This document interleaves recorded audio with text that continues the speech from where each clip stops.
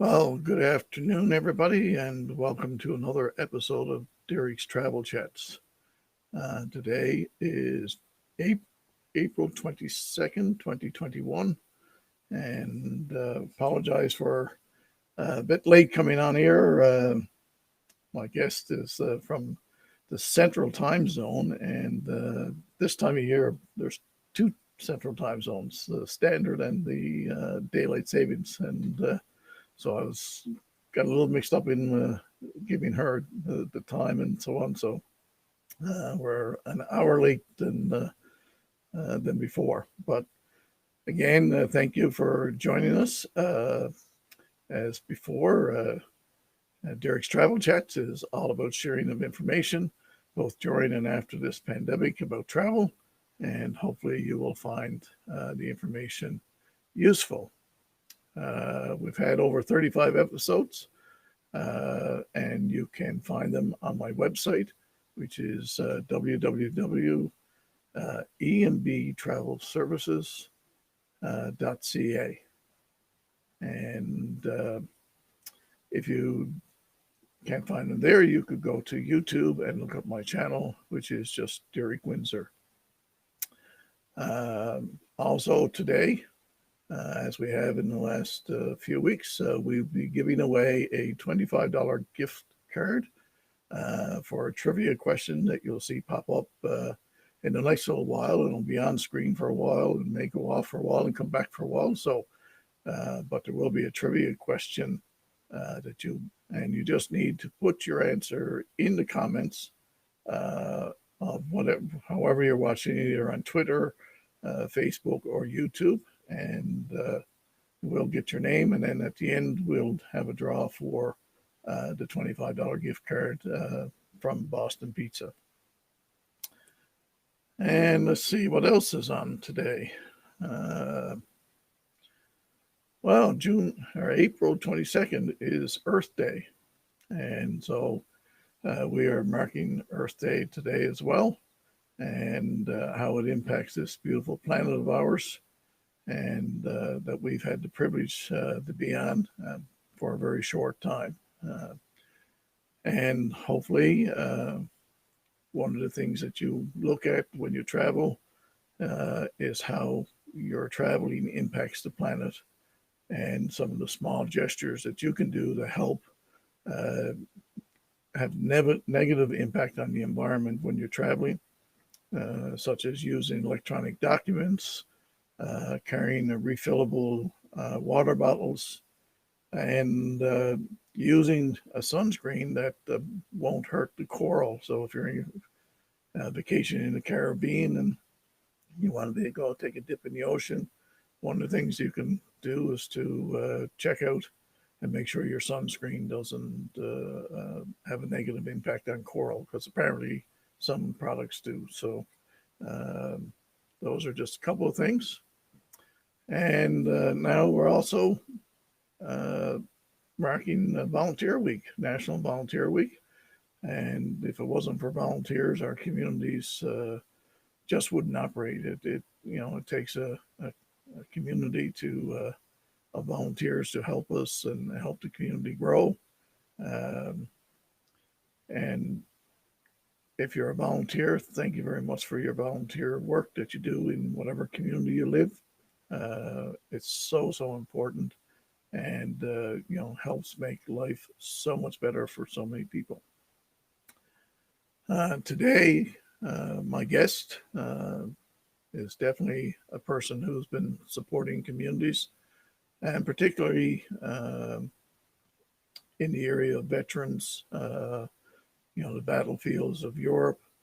Her company has made it their mission to be able to get people, Canadians and Newfoundlanders, over to see particularly the battlefields of Europe, and support our veterans, because it's those people who gave the ultimate sacrifice for us to be able to do what we're doing today. And even though we're in a pandemic, we still have a lot of freedoms to be able to move about, and hopefully very soon be able to travel again. So just try to bring on my guest here now, and all of this technology stuff. And just want to say welcome to Samantha Cowan of Connection Custom Travel. So Samantha's, as I said, her company has been one of the leading travel companies when it comes to designing special tours and educational tours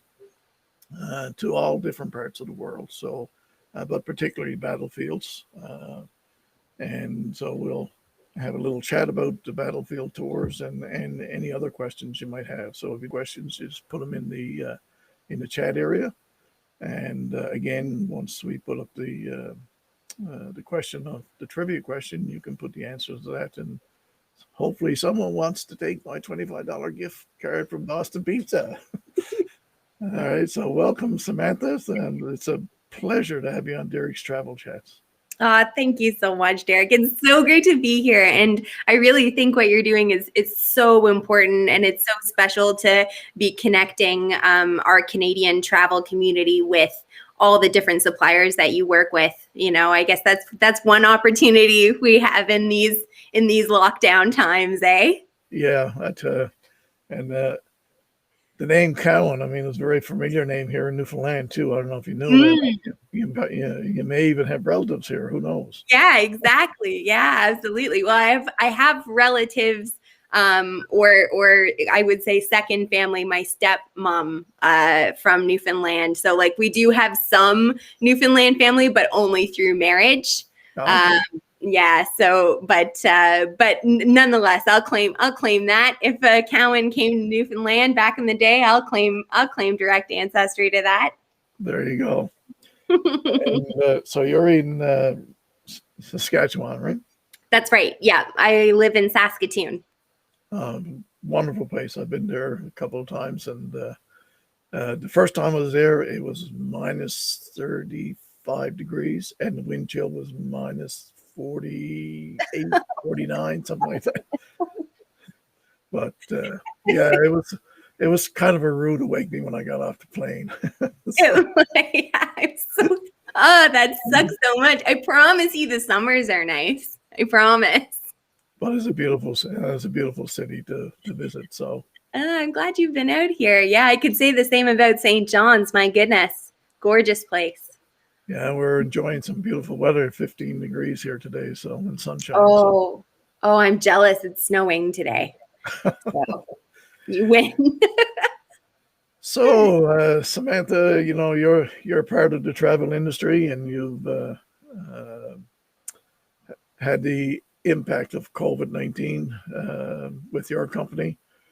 What are some of the things, and how has your company been able to cope with this lockdown of the world as it is right now? Yeah, it's crazy. I mean, I think what I've been saying to a lot of people is we're a solid okay. You know, it sucks.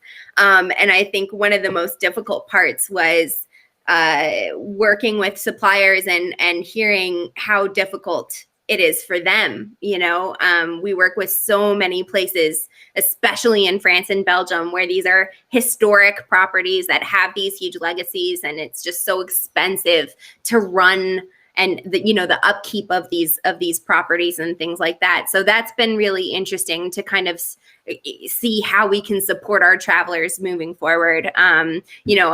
Apart from that, things have been really quiet. So, we're all just keeping our heads down and waiting until we can travel again. But a lot of our work, I mean, our company is kind of twofold.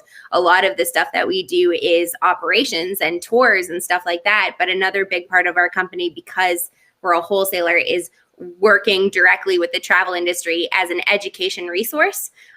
So that side of the company is still going. We're still meeting and connecting with agents and industry here in Canada and connecting them with suppliers overseas. Actually, COVID has given us that chance to kind of settle down and focus on that aspect of it, which is really important. So that's been, turning lemons into lemonade.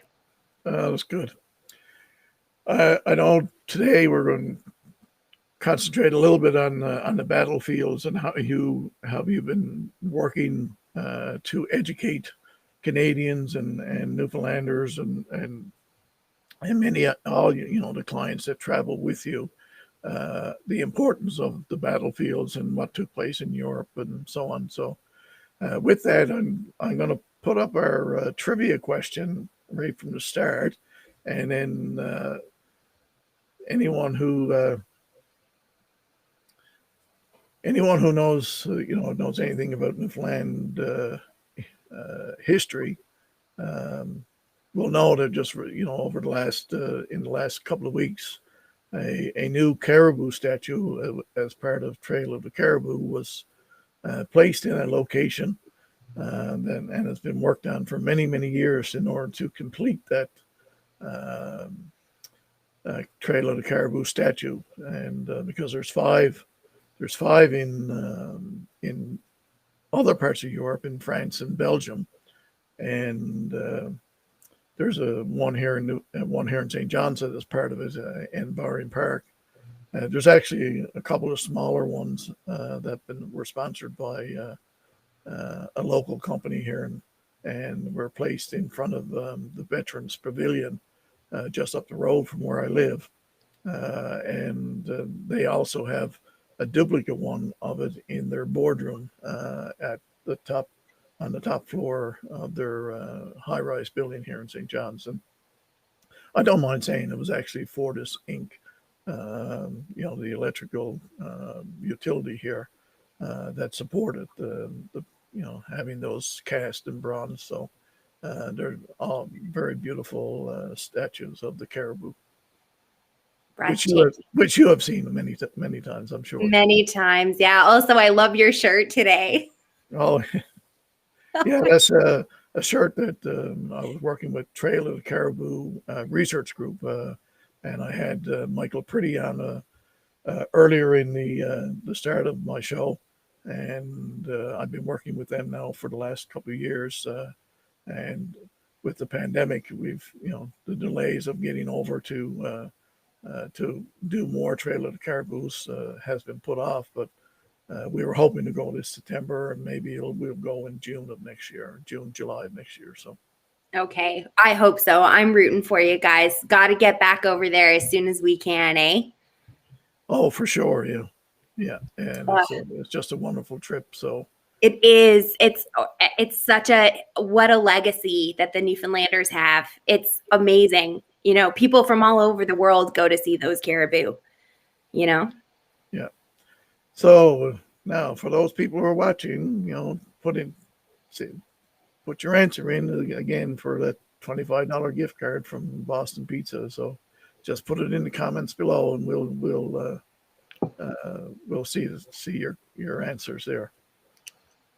Now, it's all the time for Samantha now. So I'm going to give you the floor, or the screen, and tell us a little bit about how you do the battlefield tours and what people can expect if they get to travel. They travel alongside with your company. So I'll get your show up here.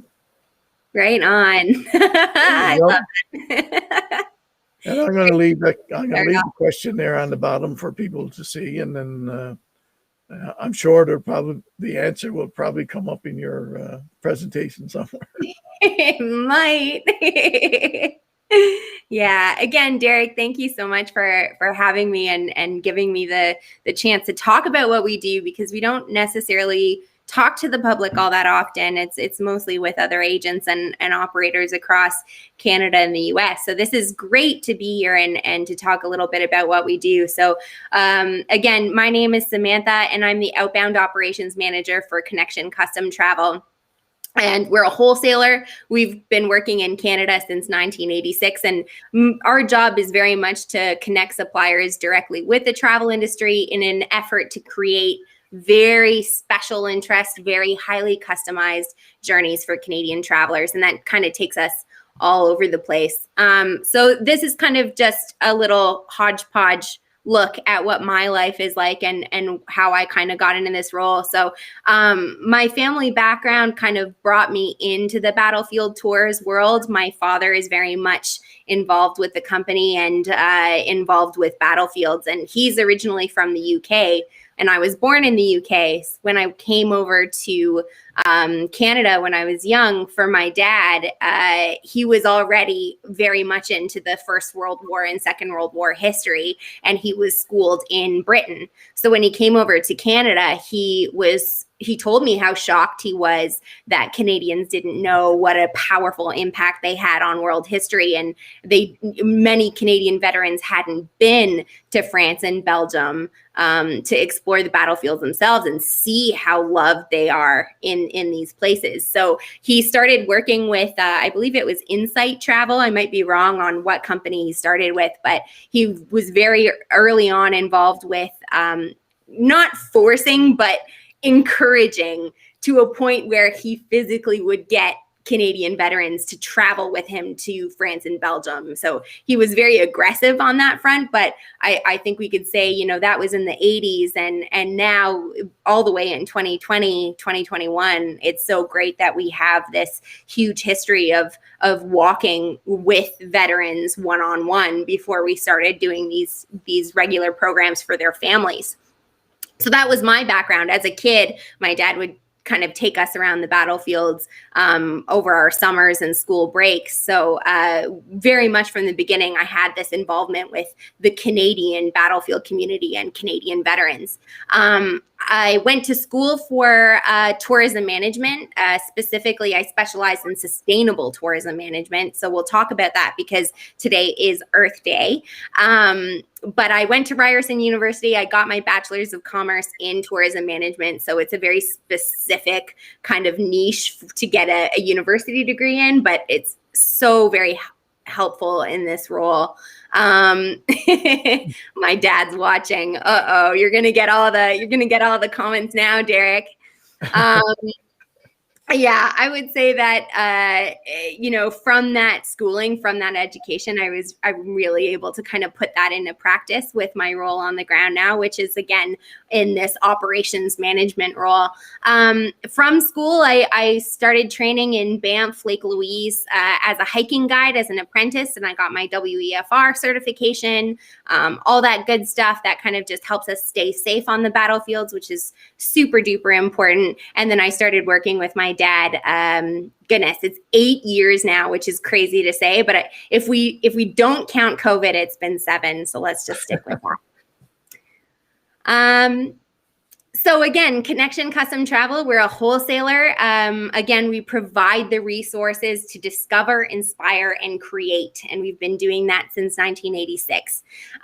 There are 4 core destinations that we work with. So a huge part of Connection Custom is specializing in these destinations and working with them on the ground. So Great Britain is one of our biggest supporters. Europe, of course, France, Belgium, Holland, Germany, all those good places. Southeast Asia, so we do a lot in Vietnam, Cambodia, Thailand, Laos. We were doing trips into Hong Kong, or about Hong Kong, bridge over River Kwai, the Battle of Hong Kong. So that kind of brings us into Southeast Asia. And totally out of left field, we also work directly with Costa Rica. So those are kind of our specialized destinations. Now, a huge part of Connection Custom is that we partner with tourist boards, and the tourist boards that we work with, look at all those wonderful partners that we have, that we've been working with for so long. Places like Visit Britain, Tourism Ireland, Visit Flanders. And with all these tourist boards, basically what we do is we represent them here in Canada. So we get access to maps, resources, books, digital stuff, brochures, posters, pictures, you name it. There's actually, for Visit Britain, Visit Scotland, Tourism Ireland, they have a huge warehouse in Phoenix, Arizona, and I'm able to grab whatever I need from there and bring it into travel agents' hands. So again, we really focus on being a resource for the destinations that we work with. We provide free consultations. We really encourage collaboration. So even if it's a competing tour operator, it's all just about getting the right information into the hands of Canadian travel agents and operators so that they can then give that direct information to Canadian travelers. And again, we focus on special interests. So we support local communities. That is number one of our most important things. We're sustainably minded when it comes to where is this these products coming from. We offer wholesale rates. So, and again, that's just because we are working directly with these suppliers. We are literally calling the hotel owners and managers directly. We're not using any DMCs or other organizers to get our programs off the ground. It's literally picking up the phone and working with people directly. So, and with that comes wholesale rates, which is great to have. And again, just being a destination resource is a really important thing no matter what. And now these are all the types of products that we offer because we're customized and because we do so much in special interest.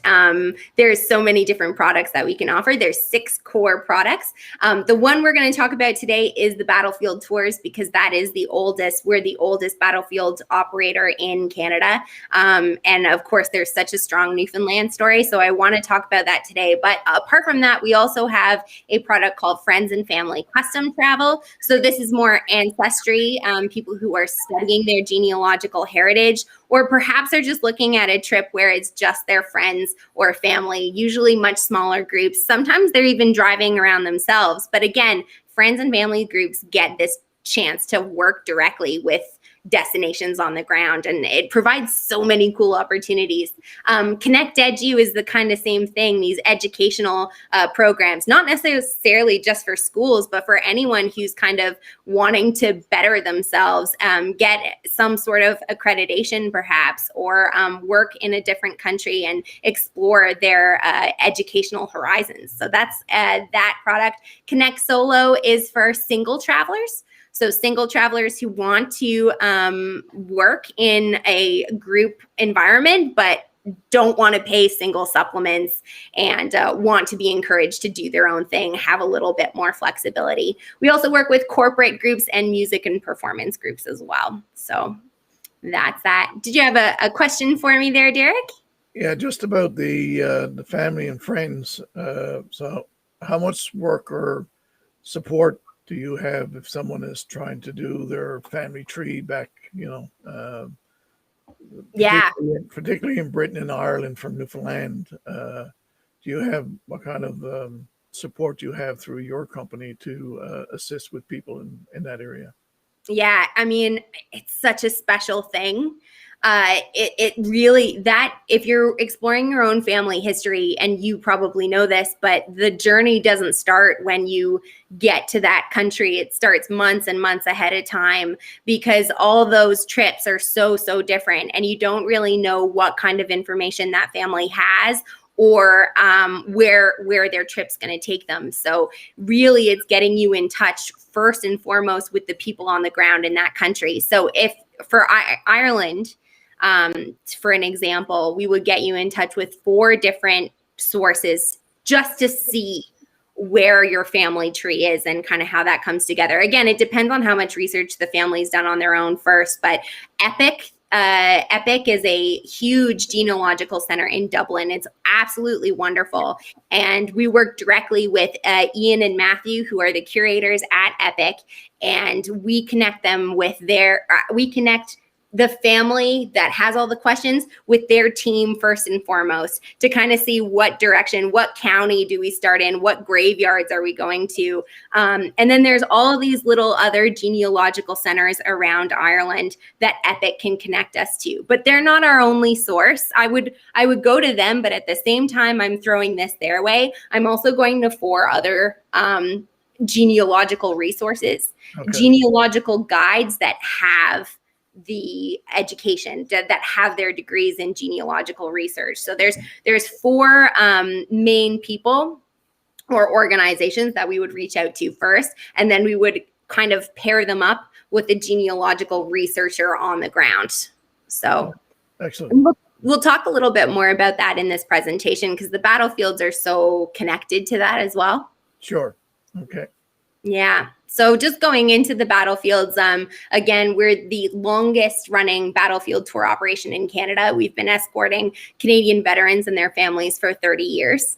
And again, we pride ourselves in working directly with those countries, working directly with the local communities and connecting them with the travelers well before their tour starts, connecting tour operators as well. Sometimes, we get these big tour operators that start seeing an interest in battlefields, and we're happy to kind of hold their hand through. And, for example, where the Tommy Ricketts Memorial is and kind of that kind of thing. It's really important that we kind of all collaborate and work on that together. These are just a few images of kind of the different types of groups we've had over the years, all sorts of different kinds, like engineer groups that work with the Ontario Tank Regiment in Oshawa, to architects who are looking at the Tia Val Memorial. Here, this picture here of Glenn, he's our head battlefield guide. He's based out of Winnipeg. He's there with one of our groups. This is the Dieppe Every Man Remembered group, and they came with us in 2017. Basically, these are the families, the direct relations of the guys who stormed Dieppe on that fateful day in August 19th, 1942. So we were able to connect their families through a wonderful woman named Jane Poulton. And it's about Every Man Remembered, bringing every man from Dieppe back to this experience. And it was such a cool, there's so many cool tours, but that was really cool because we were able to connect their dads. So one guy's dad helped another guy's dad with wire cutters. He had wire cutters and he was allowed to bring 30 people through the line. And we were able to look at all these people in front of us and say, your dad saved these 30 people's uncles, dads, grandfathers, and this is, and connect that story. It was a wonderful experience, but all sorts of stuff. You can see me with five of my 5 veterans that I had the privilege of working with for many years. That's us actually at the Hetlu Palace. That was a really great experience to bring them there and escort them on there. So wonderful. Wonderful experiences on the tour, that's for sure. There's a lot of the battlefield tours I really wanted to talk about because there's a lot of they're difficult tours to run. It's a very highly specialized experience, and I think one of the major dangers of the battlefields is that a lot of these areas are still pockmarked with unexploded ordnance. So I want to just talk about that because I find it really interesting. And these are my pictures. I took all these pictures that you're going to see in the next few slides of just all this war junk that's come about. And actually, Derek, this picture here, this is just at Monchy-le-Preux. So just outside where the Monchy 10 fought, this is just in a field there. And I was just walking by and there's 1 grenade and 2 mortar shells there. But it's been estimated that parts of the Western Front, the amount of iron in the soil has created a geological ferrous layer, which is 1 meter thick. Okay. And this is all composed of shrapnel, unexploded ordnance, and other detritus like that. And they say that nearly 16 million acres across France, just France, not even talking about Belgium, 16 million acres were off limits. When the First World War ended, France kind of cordoned off these whole areas. And today, we're talking about 100 plus years later, they've only cleaned up 2 million acres. So out of 16 million acres, only 2 million acres have been reopened since. And you hear stories of, I know particularly when I was at Vimy, they talked about sheep walking across and grazing, and all of a sudden, boom, and never ever. I mean, I can't say that I witnessed it, but I've heard the stories about it. So, It's wild. And yeah, the sheep are they're such a huge at Beaumont Hamel as well. It's just because it's too dangerous for their gardeners to go in and mow the grass. So the sheep have to kind of keep that at bay. And they say, even today, they say the demolition experts that go around France to kind of clean up this mess, 1/5 of demolition crews are killed or injured in explosions every year. So this is still, a very volatile landscape that we're working with. So it makes it really, really tricky to kind of work in these areas. So you kind of got to be really careful. And the other huge thing about these unexploded ordnance that we come across is that the deep shells they're still under the ground. They're still deep, deep underground. And as the years progress, they become more and more volatile because these are so many duds that didn't explode when they landed 100 years ago. They get more and more sensitive. The shell's iron skin kind of wears and tears with every year. And on top of that, there's this phenomenon called soil creep. And, like stones, these shells pop up in farmers' fields each spring. They're working their way back to the surface. So there's still, the French Interior Ministry estimate that 12 million unexploded shells still sleep underneath Verdun alone, millions more in Somme and Ypres, millions more from World War II, in Normandy and Brittany. So there's a lot of work.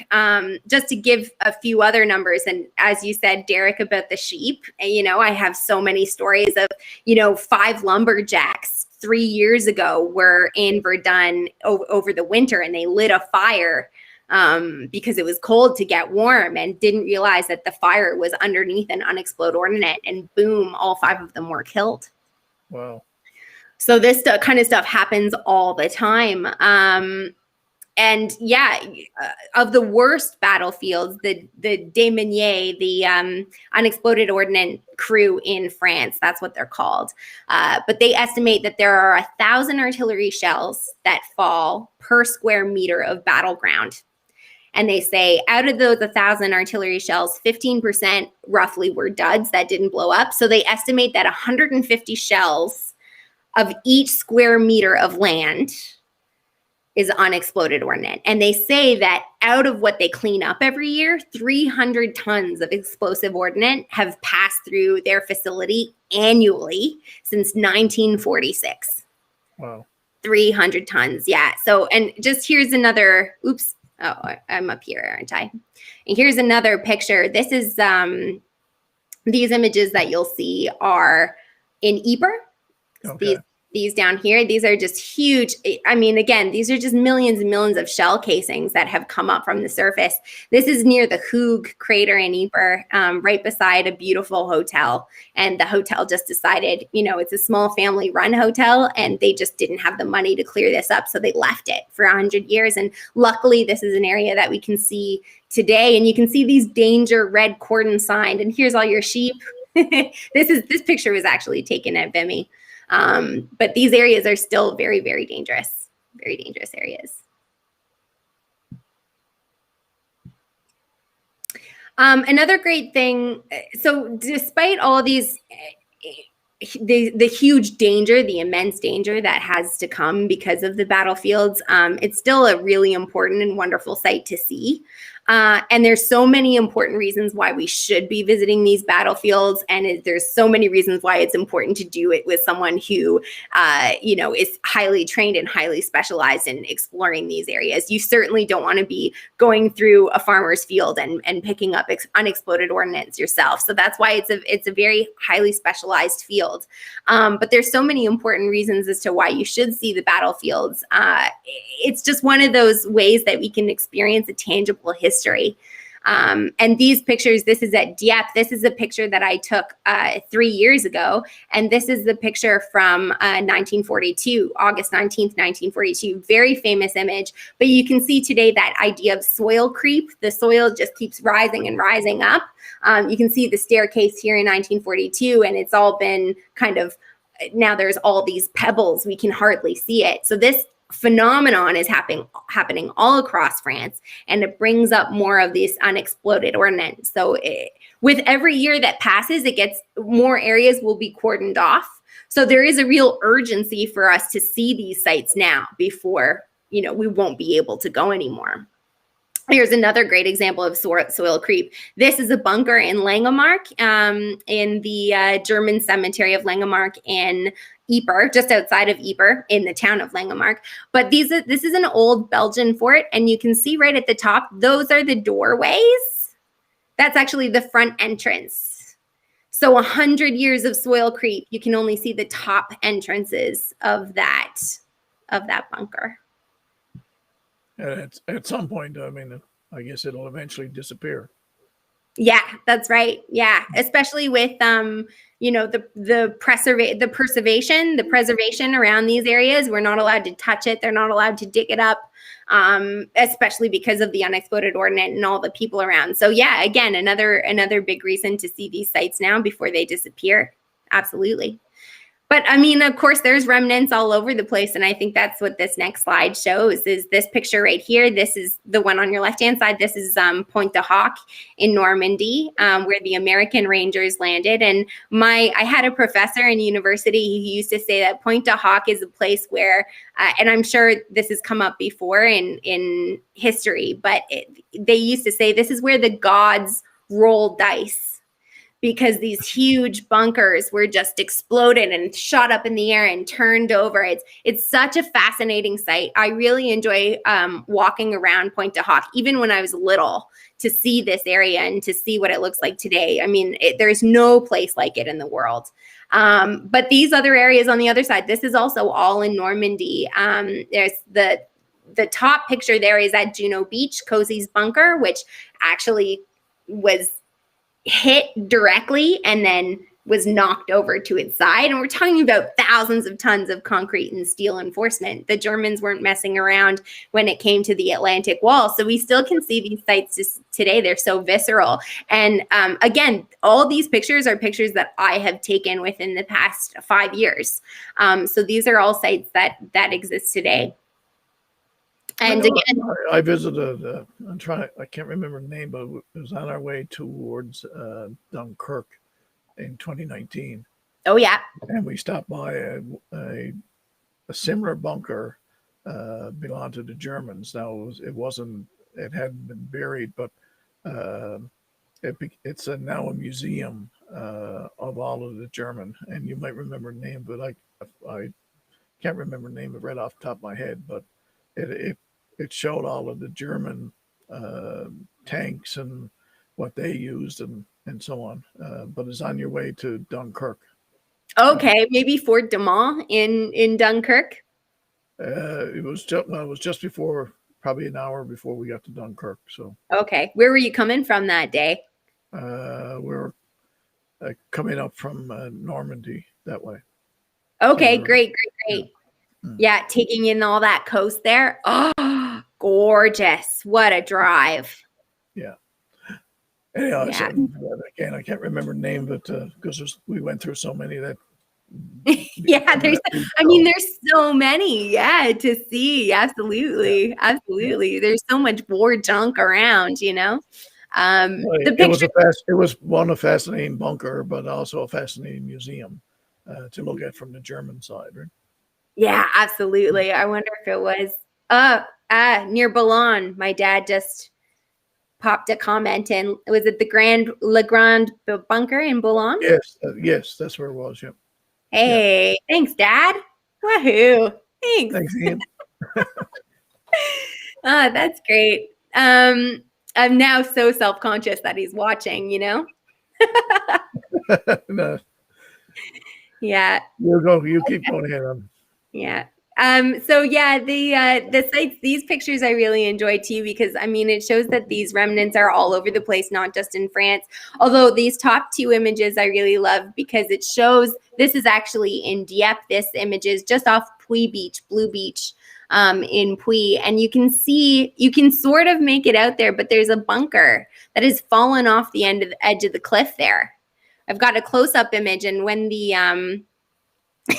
when the tide's out, you can go explore this bunker. It's literally on its side. But what's fascinating about this bunker is that look at the height it fell, and I kid you not, there's not a crack on it. I mean, the bunker is so well and reinforced and so strong and mighty that it literally fell completely upside down, and there's not a single crack, on it. This image down here, this was taken in the Shetlands, in the Shetland Islands, and those are it's so much litter up there too. You know, the Atlantic Wall extended so far, and the Atlantic Wall was actually really strong in Norway, and the closest allied spot to Norway would have been the Shetland Islands up in Scotland. So there's just millions and millions of anti-tank obstacles along the Shetland Islands. And of course, you know, the war, it reaches as far as London here. And this is just outside St. Paul's Cathedral. You can see they've kept it, London kept it to honor the Second World War. And of course, the Battle of the Blitz bombings. And you can see all the remnants all along the church there. So these areas are kind of everywhere, and the scars aren't just on, you know, the landscape and the buildings. They're on the people, and I think that for me is what kind of it has impacted me the most, because even though, you know, there are 22,000 Canadian veterans left living from the Second World War, it's not a big number. We're losing them every day.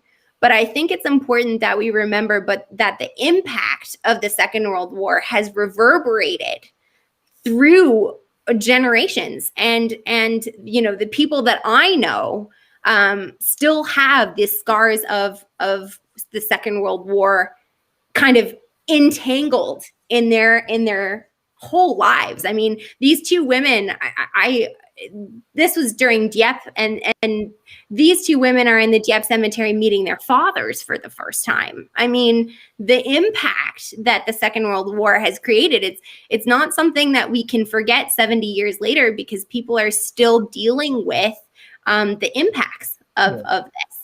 But of course, all these pictures down here, again, these are all families that have direct relations to a Second World War battle. You know, all these families here, all those families met at Dieppe, at Blue Beach, because that's where their fathers and their uncles landed that day. This woman that we met in Italy here, who just cried in the streets 3 years ago, she remembers being there in the Second World War.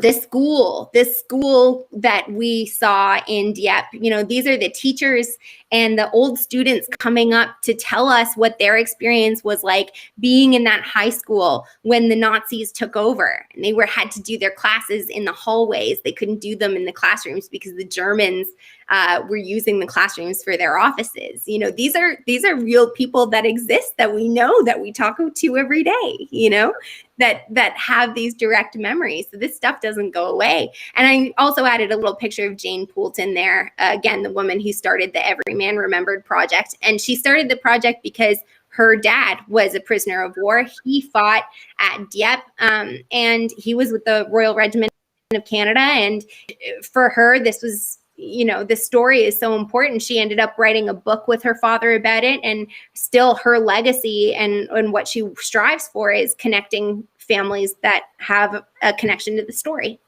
Yep. And Canada, of course, I mean, Newfoundland especially, I think Newfoundland needs its own special attention here. So we'll go into that in just a second. But, you know, Canada and Newfoundland have been so well regarded, so highly respected in Europe for, you know, 76 years now. Yeah. And I think it's something that that message didn't come across to Canada until like the 60s, the 70s. It took us a while to kind of get there and realize, but, you know, all these pictures I took are in different parts of Europe. and not necessarily for commemorative events. This is just a Canada flag that they have in a grocery store outside of Dieppe. This is outside of Dieppe. That's not even in Dieppe. But, there's all these little marks of Canada where, thank you, Canada. And there's definitely the same for the Newfoundlanders, because the Newfoundlanders, of course, didn't join Canada until 1949. So in the First World War and the Second World War, they have such an epic story to tell themselves. But again, Dutch children meeting the veterans, they love to come out. There's huge liberation parties across Holland for Thank You, Canada. There's a Canadian clubhouse in Holland in a tiny town called Lockham where they can serve you Tim Hortons. There's the Canada House in Normandy, just near the Juno Beach Center. And of course, back in Holland, the children every single year, even in COVID, went and light candles at the Canadian cemeteries at Groesbeck and Poulton every single year for Christmas. So these are people that still haven't forgotten what Canada has done for them. And again, I want to talk about Newfoundland because I think any student of First and Second World War history knows the Newfoundlander story specifically because they had such an epic role to play. And I think the first time I heard this was Frank Gogos may have said this in one of his books, but Newfoundland has the Hollywood story. It's that story that Hollywood hasn't picked up yet, but they're going to any minute now. I can feel it. It's just one of those histories where you read about it and you're like, I can't believe that they went through this, and I can't believe what obstacles they overcome to be such an epic and powerful force in the First World War specifically, but also respectfully in the Second World War as well. They were huge supports in Operation Market Garden and yada yada. But let's talk a little bit about that battlefield history in Newfoundland and First World War. 6,200 Newfoundlanders served in the First World War. 1,300 ended up paying the price, the supreme sacrifice in the First World War. And that means that directly translates, and we've done this a few times. There's a fun calculation you can do to try to figure out how many family members would be directly related to those 6,200. And you're talking about, it's a huge impact. If you look at those 6,200 Newfoundlanders that left the shores in the First World War and went on to fight, there's a direct ancestry of 68%. 68% of Newfoundlanders have a direct relation to one of the 6,200 that left 100 years ago. My grandfather was one of them. I think really? his regiment number was 2152, I think. Nope. I'm not 100% sure. I've seen him many times, but it's been a while since I've seen his number. So, did you ever get a chance to meet him? My grandfather? Yeah. Oh yes, yeah. He passed away in 1977. So, yeah, I know him quite well. Yeah. Oh, that's fantastic. That's great. Wow. So you have a part of this legacy. Like, that's wild. Did he ever talk about it? Not while I was young. No. He might have talked to my father about it, but not to me or very little, and to his own sons and so on.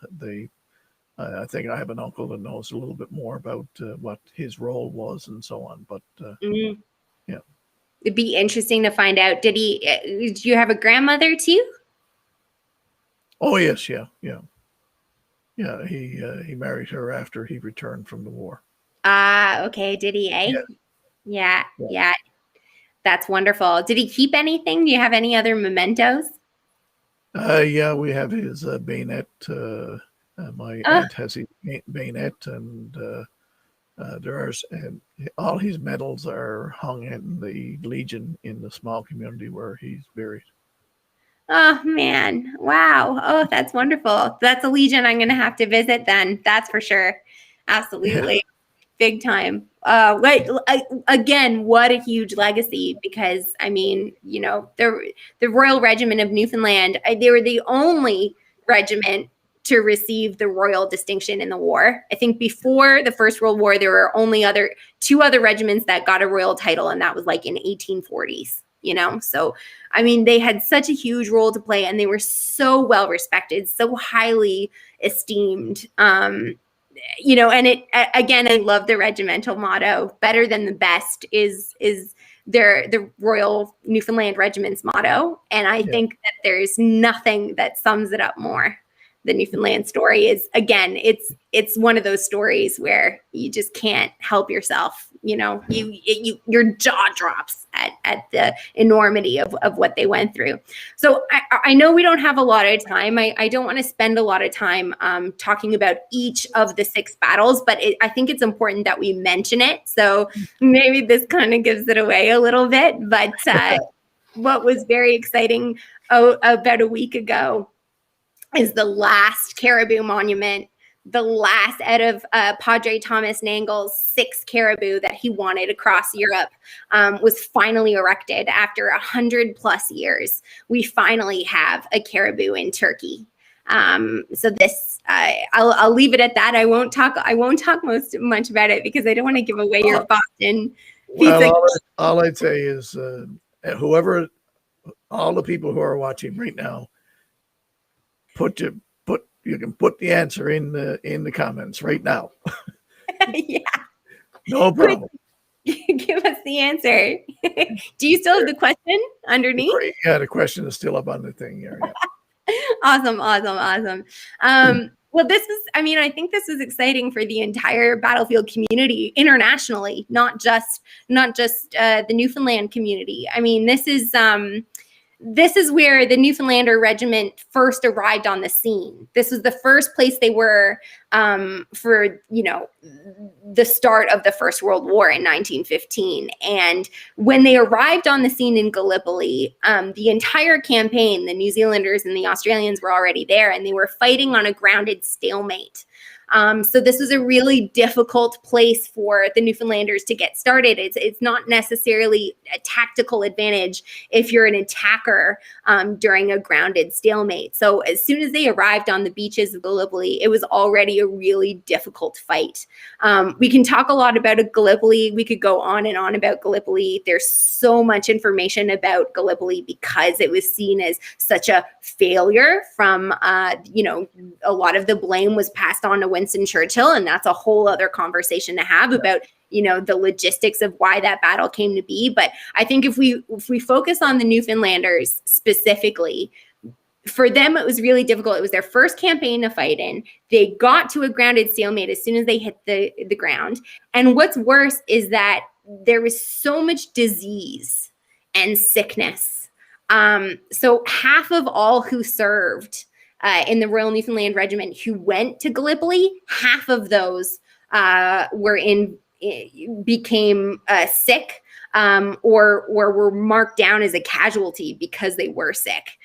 They said the flies at Gallipoli were so thick that if you put jam on a cracker and you went to bite that cracker, there was already a thick layer of flies on your jam cracker. The conditions were despicable, awful conditions. But despite all the challenges that they had, the Newfoundlanders won their first decoration for valor in the field. They were able to capture what we now call Caribou Hill. For 100 years, it was called Caribou Hill. And I would imagine that what a huge legacy it is that we finally have a caribou erected last week on Caribou Hill to mark this incredible first decoration of valor. They said, though, despite, they were able to take this kind of grassy knoll, they were able to take down Turkish snipers from this area, and the British were able to kind of hold a gun entrenchment here on that hill. So the Newfoundlanders had a profound impact by their bravery to get this hill. Despite this, though, 1,000 men who came to Gallipoli from the Royal Newfoundland Regiment, they were completely depleted. 400 were left standing at Gallipoli after 1,000 men came over, despite 100+ men coming over for reinforcement from England. So it just goes to show how difficult this battle was. Moving forward again, Padre Thomas Nangel was the chaplain for the Royal Regiment of Newfoundland. And there is so many wonderful caribous that he had across France and Belgium. This is Monchet. So this is April 1917. This is a tiny town, Monchet-le-Preux Caribou Memorial. And this is the Hollywood story here. I love going to Monchet, even if we don't have a single Newfoundlander in the group. To get to Monchet-le-Preux is so important because it's one of those places you need to see in real life to hear this incredible story of a handful of Royal Newfoundlanders up against overwhelming odds. They're famously known as the Monchet 10 men held up back an entire German regiment for 48 hours without support. 10 men behind a bale of hay. If there's any Hollywood story, I mean, it gives me goosebumps talking about Monchet. It's what an insane story. I could talk about it all day, but let's move on. So then there's Masnier, November 1917. This is during the First Battle of Cambrai in 1917. The Newfoundlanders helped break through the heavily fortified Hindenburg line en route to the city of Cambrai. They were the only regiment that was able to break through the line first. So that's a huge accomplishment in its own right. Moving along to Goudecourt. Goudecourt is a really cool memorial because they still have the preserved trench there, Hilt Trench. This is where the regiment captured German positions and held them against waves of counterattack, again, all on their own. It was a success not seen anywhere else on the line that day. So that was a huge accomplishment. Then there's Courtrai or Courtrai. You can pronounce this two different ways because we're moving into Belgium now. So Courtrai is a city, beautiful city just outside of Ypres, and actually is where our coach company is based. So again, we work with locals on the ground. We want the coach companies coming directly from Belgium and France, absolutely. And it was here at Courtrai at the Battle of Ypres that the Royal Newfoundland Regiment saw some of the greatest successes. They took great large areas of enemy territory with the loss that was comparably small number of troops that they lost to take these huge areas. And a few weeks later, they reached Courtrai, where they helped push back the Germans and captured the strategic river railway crossing. So they were hugely important for that battle. But I think the most famous out of all the sites of the Caribou is the one that is most internationally known, one of the largest preserved battlefield sites in the world. This is, again, also where one of the most famous statistics of the First World War comes out. It's a gruesome one, a difficult one to say, but because it is a Newfoundland statistic, but historians around the world use this statistic all the time because I think it's so important. It illustrates how difficult that first day of the Battle of the Somme was in France. And the statistic is of more than the 8,000 men who took part in that attack that day in the Royal Newfoundland Regiment, only 68 answered roll call that evening. And that disaster for Newfoundland specifically surpassed the Great Sealing disaster of 1914, which happened in Newfoundland. And you could the shock and the influence that statistic has on the communities of Newfoundland that day is something that it still makes my jaw drop, absolutely. But this is where Thomas Nangle was, Padre Thomas Nanglin, the chaplain of the regiment. And I think what people need to know about Beaumont Hamel is that Thomas Nangle was an orphan, and he went to school with these, boys. And when he saw them that day on the Somme, he was there, and he what he saw was his family, and I think I think that goes to show what legacy he created and why it was so important for him. There's three important men that helped preserve the site at Beaumont Hamel: Thomas Nangle, Rudolph Coitius, and Basil Gatto. And these three men worked for years and years with the French government, literally on their hands and knees, reinterring their men digging up these unexploded ordnance and preserving this site so that Newfoundlanders would always have a spot in France that they could call theirs. And Beaumont-Hamel is a French town. It means, a beautiful mount on the hamlet, Beaumont-Hamel. But when you're at Beaumont-Hamel, you don't call it Beaumont-Hamel. You call it Beaumont-Hamel because it's Newfoundlander. I think that's a very important part about Beaumont-Hamel. But in this picture are two of the most stark images at Beaumont-Hamel. It's a huge site. It's a huge, huge site. Again, one of the largest preserved battlefield sites in the world. So it doesn't just attract Newfoundlanders. It attracts a huge international audience, from school groups to this is an archaeologist's treasure trove because it was kept so well preserved.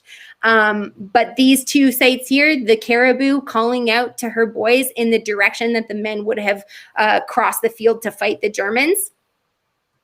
And of course, the danger tree, this tree right here, was the only marker on the battlefield over no man's land. So the Newfoundlanders, when they finally crossed, they were actually in a back trench and had to kind of go over several trenches before they got to no man's land. When they finally got there, they were hit by this little tunnel through the barbed wire where the Germans had all of their guns trained on this one spot. It was a very difficult area to be in, but again, it was the only marker that you could see on the landscape. So the men were drawn to that area to kind of get through. And we know it today as the danger tree.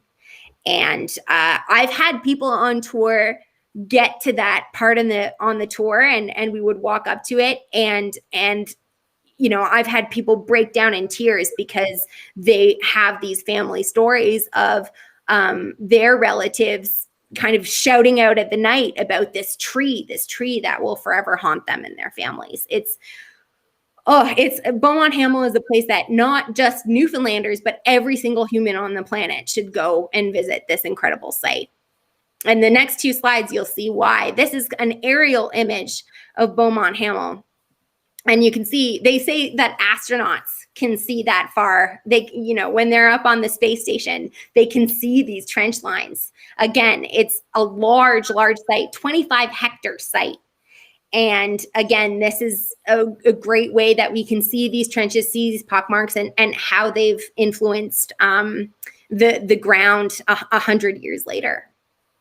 Is another wonderful aerial image to show you just how huge these areas are. And again, these pictures were only taken in 2016, I believe. So this is what it looks like today. This is 100 years later.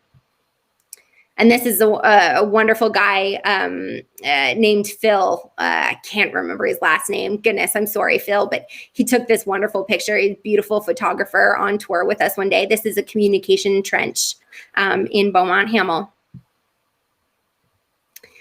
So that's the Newfoundland story, and I just want to talk about why battlefield tourism is important and why we'll continue working with these sites. This is a wonderful graph that I like to use it's from Our World in Data, and it's about war and peace. And these are all of the large death events in military history going back to 1350, starting at kind of the 100 Years' War here. And up here, you can see this is the Second World War and the First World War.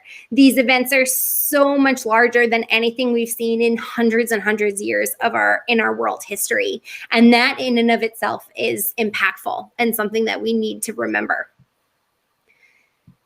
Here is these are kind of all the ideas I have when it comes to why battlefield tourism is important. Anything that brings people closer to the tragic events of our history. And if you can foster an appreciation of this kind of stuff, that's not a bad thing.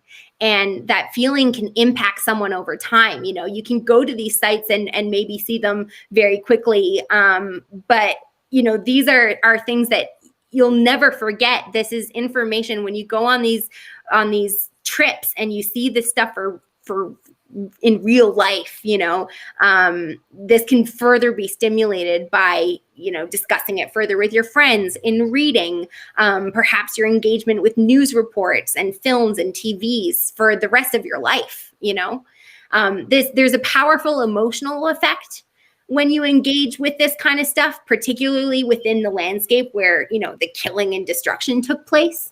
And this is often reflected in comparisons with a person's family life. We oftentimes get people saying things like, I was constantly thinking about how I would feel if one of my own children was in this, particularly, a son being in this, if they got lost at war or killed at war, what that would feel like. And I think there's, talking about grief just really quickly, there's evidence that visiting these battle sites can assist in working through individual grief, and it encourages a profound sense of catharticism, the empathetic nature of the narrative and the fact that the war affected so many families, that provides a comforting perspective and a really strong sense of emotional release for people. I had a traveler on a tour a long time ago, and she came on the tour just after the death of a really close friend of hers, and she didn't know if she was going to go on the tour or not, because it was fairly surprising. But she said, and we had an interview with her after the tour, and she said, I genuinely believe that having experienced this has provided me with a personal bereavement. She said that she was able to connect her surroundings on a much stronger level because she was already grieving, and so there's this sense of dealing with grief, personal grief, when you're on a program like this. And now I also mentioned this idea of fight for history. Tourism is not a neutral phenomenon. It's actively maintaining and perpetuating this memory of war, and this is crucial because with this continual reinforcement, the dates and the places and the commemoration would fade. So we need that, that's very important. Also, I think it's important to do this in a group setting, the battlefield tours. I think, lots of people do it on their own, and a lot of people enjoy self-drives and stuff like that. We do a lot of that, but I think there's something to be said, especially after COVID, is doing this in a group.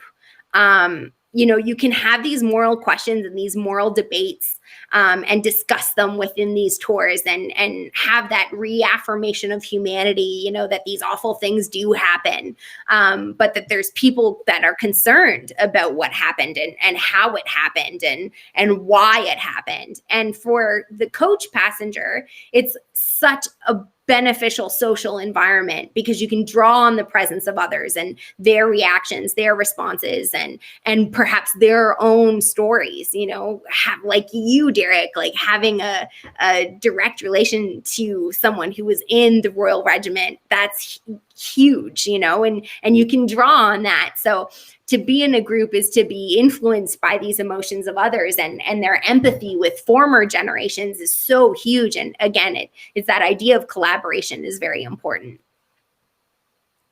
And connecting to a larger community, war has the ability to contribute powerfully personal and collective identities. It's this, lots of hobbyists and passionate enthusiasts, there's so many who have, they deserve all the kudos in the world for their knowledge in these vast topics.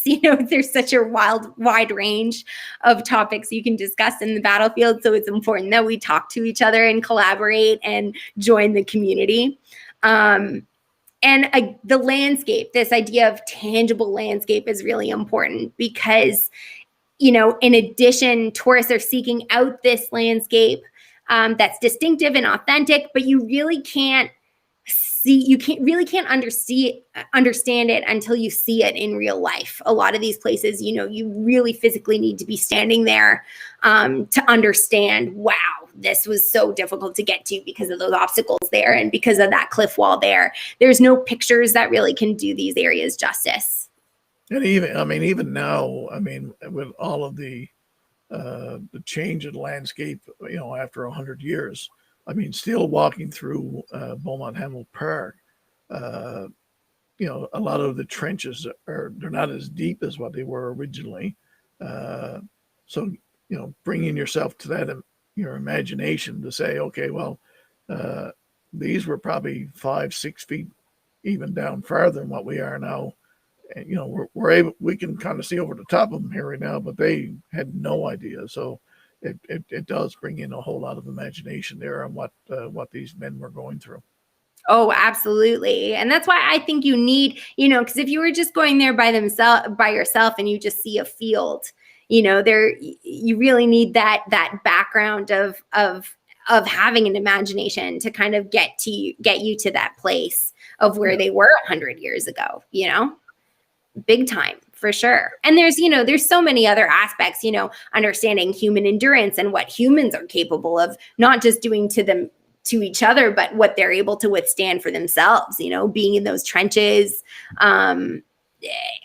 in such horrible conditions and surviving, for us in the 21st century to go, a human can survive that. That's wild, to know that and to understand that is so important for our civilization today, because we have changed, Sure.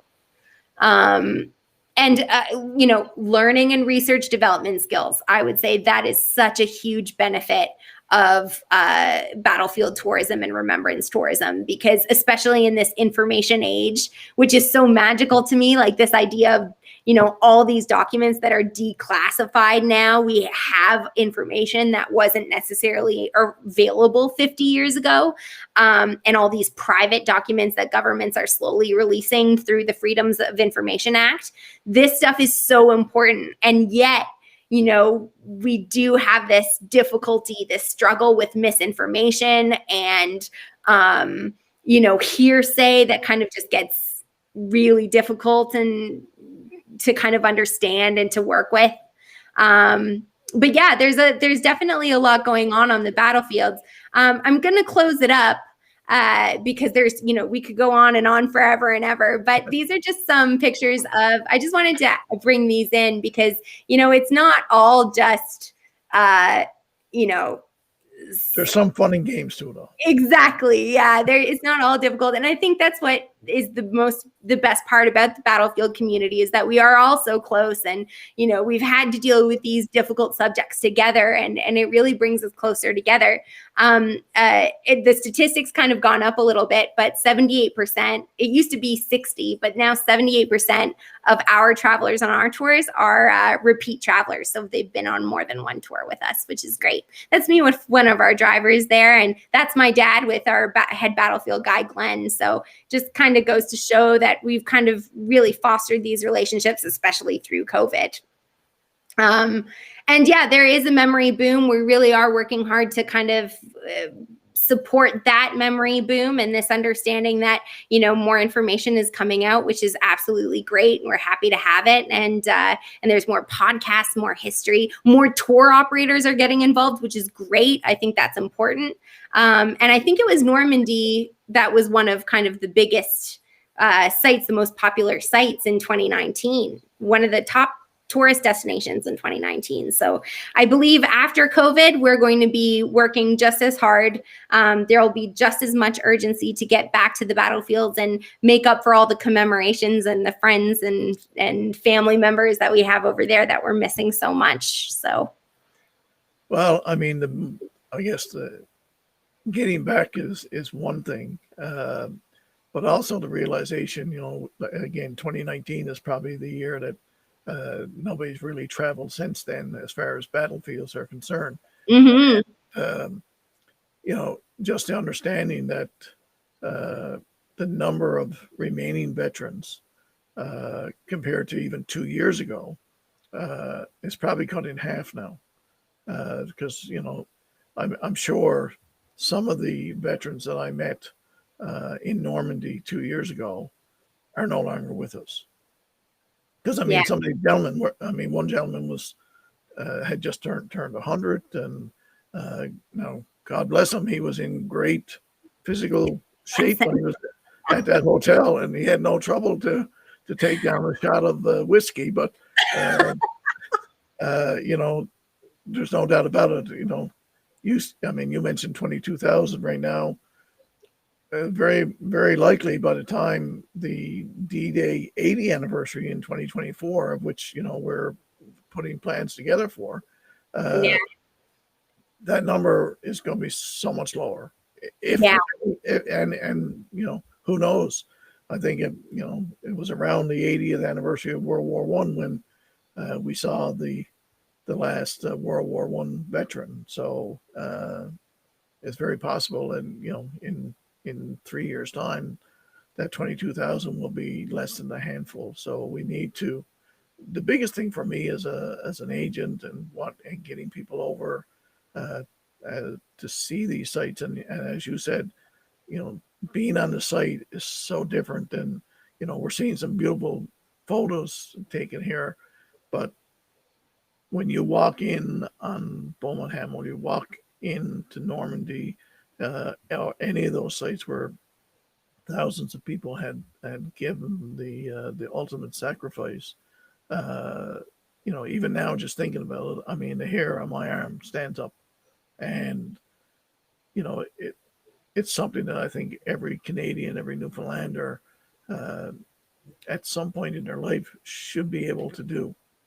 For me, I said after my first trip to Beaumont Hamel, I said to my wife, I said, this is something that every should be part of our curriculum in Mm.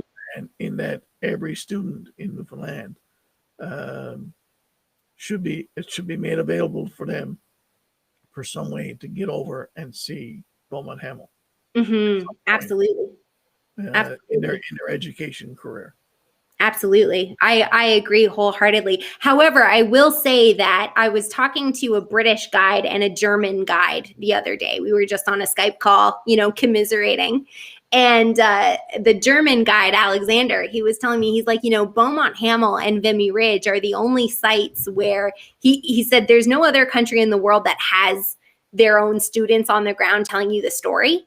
And Beaumont Hamel and Vimy Ridge, anytime you go there, there is a Canadian student who's working with Veteran Affairs Canada. There is a program in Canada where students can apply, and you're greeted by a Canadian student who's telling you the story. So that is one thing I'm proud of that Canada has put together. But you're right. If we could do more for schools to get over there, I think it's absolutely important. Sure. One other question for you. Do you do the Korean conflict tour?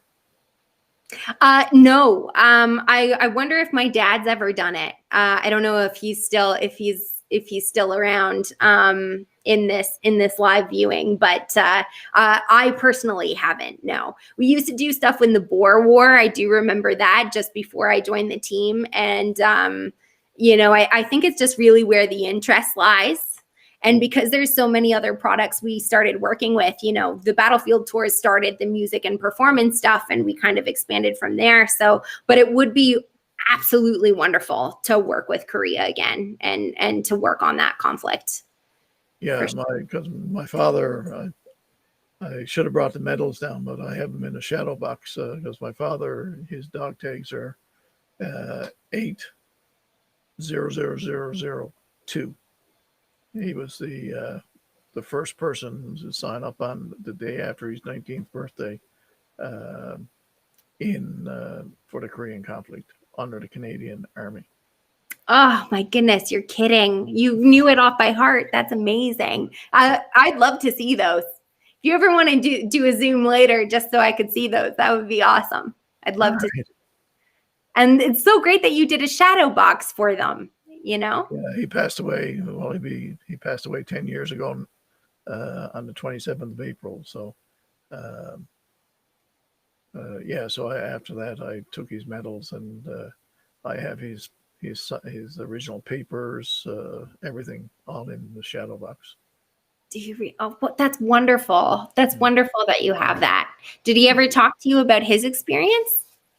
Uh, Actually, it wasn't until later in life, after my kids were born, he began on November the 11th. He started doing uh, story time at our church for the November 11th, the Sunday prior to November 11th.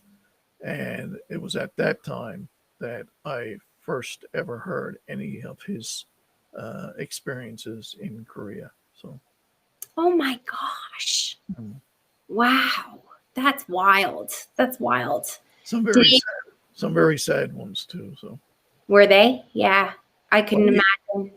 but he was a private, and he was also a cook. Was And he? and the biggest story, well, he was also a stretcher bearer and all that kind of stuff when they came in. But the biggest story is how he would save leftover food and then make his way. Him and another gentleman would make their way to the local villages to help feed the children. Wow, that must have been so difficult. Yeah, it was difficult to hear it first time. Yeah. Yeah. But so wonderful that he did that. Oh, could you imagine? Yeah. Be able to feed those communities. My God. How long was he over there? Do you know? He went over and he signed. Well, he signed up in '53, and he came back in '55 when the Canadian troops withdrew. Okay. Gotcha. Yeah, gotcha. Did he serve afterwards? Was he in the military long afterwards, or? No, he that was his time, and then he started doing other things and so on. So, and well, shortly after that, my mother and he got married. So, Oh, great. No. all right. Well, that was a wonderful presentation, very informative. And I thank you very much. I know we'll probably have you back again and talk about some very specific itineraries that we hopefully we can plan together and help people get back to travel and get us back to commemorating the people who gave that ultimate sacrifice for us and gave us the freedom that we have here today. So to be able to do what we're doing on Earth Day and Volunteer Week. So thank you very much, Samantha. Thank you. Thanks for having me. It was wonderful. And thank you, Ian, for having such a wonderful daughter. Do you hear that, Dad? All right. You said it, Derek, not me. You can put that in writing. That'd be great. All right. Well, thanks very much. And we'll talk again soon. All right. Sounds good. Thank you. Okay. Bye. Well, thank you again, ladies and gentlemen, very much for visiting or being part of the show today. It was a little extra long, but so much information about the battlefield tours and working with people like Samantha to get, as I said earlier, get as many Newfoundlanders and Canadians over to understand our history on the battlefield and the importance of Canada to France and Belgium and all the European countries, and how Canadians and the Newfoundlanders are so well respected there. So thank you very much.